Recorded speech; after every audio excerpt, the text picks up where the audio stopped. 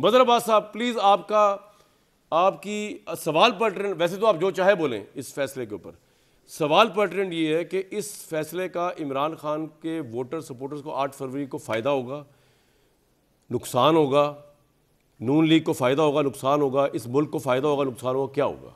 Mother साहब। शुक्रिया कामरान। पहले तो आमरान अपना आमिर उधर होंगे, मुझे नहीं पता कि या उनके रिपोर्टर्स उधर होंगे। क्या ये फैसला ज़बानी सुनाया गया है? और अगर ज़बानी सुनाया गया है तो मुझे याद नहीं पड़ता कि सज़ा कभी भी ज़बानी तौर पे दी जाती है। ऐसी क्या वजह थी कि आपने वो फ़ैसला, चाहे मुख्तसर ही सही, वो फ़ैसला लिख कर क्यों नहीं दिया?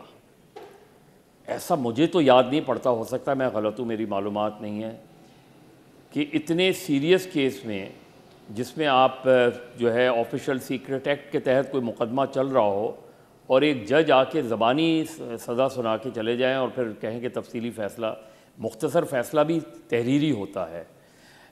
इससे हट के आपने जो बेसिक क्वेश्चन किया, कभी भी पॉलिटिकल लीडर्स को, और जो ख़ास तौर पे जो पॉपुलर लीडर्स हैं, उनकी पार्टी बड़ी पार्टी है, उसका सपोर्टर क्यों इस फैसले को एक्सेप्ट करेगा? अब उसका रिएक्शन क्या हो सकता है? उसका रिएक्शन दो तरह के होते हैं। जुल्फ़िकार अली भुट्टो को जब फांसी हुई तो बहुत से हज़ारों पॉलिटिकल वर्कर्स पीपल्स पार्टी के जेलों में थे, वो थे, लेकिन एक बहुत शदीद डीमोरलाइजेशन आया था उस पीरियड में। एक तो रिएक्शन वो होता है, ज़ाहिर है वो मार्शल का ज़माना था, एक तो रिएक्शन वो हो सकता है कि एक डीमोरलाइजेशन आए।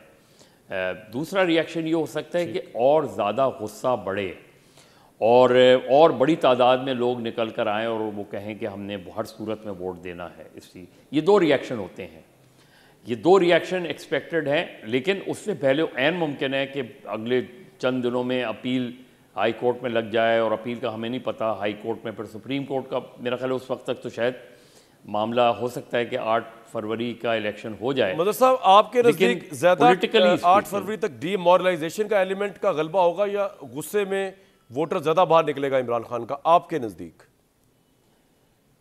मेरे ख्याल में ज़्यादा निकलेगा। उसकी वजह यह है कि जब आप देख लें 9 मई का जिस तरह जिक्र हुआ, और 9 मई का ज़ाहिर है बहुत सीरियस वाक़या था, उसमें उसके बाद जो सूरत हाल नज़र आती है हमें, अभी भी आप देख लें मुख्तलिफ़ जगहों पे रैलीज़ होती हैं, निकलते हैं। इसका रिएक्शन, अगर ये इलेक्शन के करीब फ़ैसला नहीं होता, इलेक्शन के बाद फ़ैसला होता, तो शायद डीमोरलाइजेशन आता। इलेक्शन के करीब फैसला है तो एक आपके सपोर्टर को एक लगता है ना कि एक विंडो ऑफ अपॉर्चुनिटी है टू कास्ट देयर वोट। और लेकिन मदर साहब देखें, अभी तक इमरान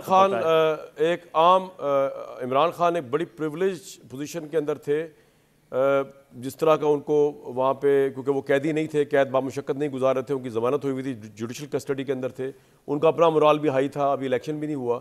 अब इस वक्त जब उनके वोटर को ये चल जाएगा पता कि वो कैदियों की पोजीशन के अंदर आ गए, अब वो प्राइम मिनिस्टर बनने के बिल्कुल भी कैंडिडेट नहीं रहे फ़िलहाल, तो आपको ज़्यादा ये लगता है कि अवाम उनकी फिर भी जो है वो मायूस नहीं हुई होगी?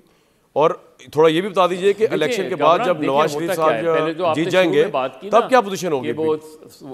पहली चीज़ तो ये कि अभी ये फैसला आया है, एक कोर्ट से फैसला आया है, अभी 2 अपीलिंग फोरम मौजूद हैं।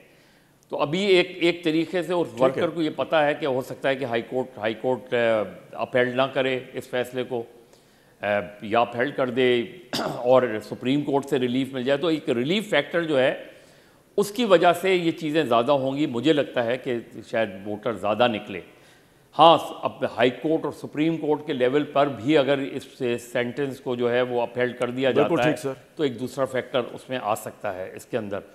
लेकिन आप नवाज़ शरीफ, आज जो नवाज़ शरीफ साहब की मैं तकरीर सुन रहा था, मुझे आप यकीन जाने जो लोग जिन्होंने नवाज़ शरीफ का ट्रायल, ये वाला ट्रायल नहीं, मुशर्रफ वाला ट्रायल अटेंड किया है, और मैंने अटेंड किया है 99-2000 वाला जी, उस वक्त की प्रोसिक्यूशन बिल्कुल इसी लैंग्वेज में बात कर रही थी अगेंस्ट नवाज़ शरीफ। जो उस वक्त मुशर्रफ के पब्लिक प्रोसिक्यूटर थे, वो इसी तरह इसी लहजे में बात कर रहे थे कि जी उन्होंने ज़ाहिर है PIA का जहाज़ उसको उतरने नहीं दिया और जो है बैरून मुल्क ले जा रहे थे। ये सारी बातें हमने वहाँ सुनी थी कोर्ट रूम के अंदर, देखिए कभी भी मैं पूरी, आप और यहाँ जितने लोग बैठे हैं उन सबको पाकिस्तान की सियासी तारीख पता है, कोई एक बता दें, कोई एक सेंटेंस बता दें जिसको लोगों ने एक्सेप्ट कर लिया हो, चाहे वो उसके सपोर्टर ने, ख़ास तौर पे आप भुट्टो से पहले चले जाएं। मज़र साहब, मैं आपको एक मज़े की इंटरप्रिटेशन दूं, मुझे आप कोई एक सेंटेंस बता दें जिसको इवन इस्टेब्लिशमेंट ने कंसिस्टेंटली अपहोल्ड किया हो मतलब कोई एक सेंटेंस बता दें। भुट्टो साहब तो खैर एक्सिक्यूट हो गए ना, वो तो अंडू हो ही नहीं सकता था। बाकियों के बारे में तो इसके क्या माने हुए? कामरान जो आप बात कर रहे हैं, इसके क्या माने हुए? इसके माने क्या हुए? वही जो आप समझ रहे हैं, चाहे वो हाईजैकिंग हो का केस हो, हाँ यही मैं कह रहा हूँ। तो ये आपकी इससे जुडिशरी पे क्वेश्चन मार्क आ जाता है, और जब जुडिशरी पे क्वेश्चन मार्क आ जाए तो उस पार्टी का सपोर्टर तो बिल्कुल भी कभी भी इस सजाओं को कबूल नहीं करेगा। मेरा ख्याल है एक आम आदमी के लेवल पे भी, क्योंकि एक सिनेरियो बन जाता है ना, पॉलिटिसाइजेशन ऑफ जुडिशरी का बन जाता है, चाहे वो नवाज शरीफ साहब के खिलाफ ट्रायल चल रहा हो या इमरान खान के खिलाफ ट्रायल चल रहा हो। या ठीक कह रहे हैं। मैं एक बात कहूँ, देखिए मेरे हाथ जुड़े हुए, फिजिकली हाथ जुड़े हुए, जुडिशरी को माफ़ कर दें, उनको कुछ ना कहें, कुछ कर सकते हैं या नहीं कर सकते छोड़ दें उनको, आप प्लीज़, रिक्वेस्ट है मेरी आपसे, छोड़ें। अब ये मामला सर, ये रियल पॉलिटिक्स की डायनामिक्स है, ये बीसी दौर से चल रही है। बीसी दौर में कौन सुप्रीम कोर्ट किसी मुल्क में हुआ करती थी? रूल्स इस तरह ही चलते हैं सर। जी आमिर भाई, आप एग्री करेंगे नहीं। और दूसरी बात ये, लेकिन जो जी चले सर, आप कर लें उनको जो करना है। जुडिशरी के सामने जब एविडेंस आएगा नहीं नेक्स्ट टाइम, नहीं मेरे करने और उससे नहीं, वो ठीक है, वो एक बाइज्जत रिहा करते हैं नवाज शरीफ साहब को। जी मैंने तो आपको एक सिंपल सी बात की कि कोई भी केस जब इस नेचर के होते हैं, चाहे वो कितने ही मेरिट पर हों, लोग उसे कबूल नहीं करते। इसलिए ये आपकी बात, आपकी पॉइंट आ गया। देख लें, उनके वोटर कबूल नहीं करते, बाकी तो बड़े खुशी खुशी कबूल करते हैं।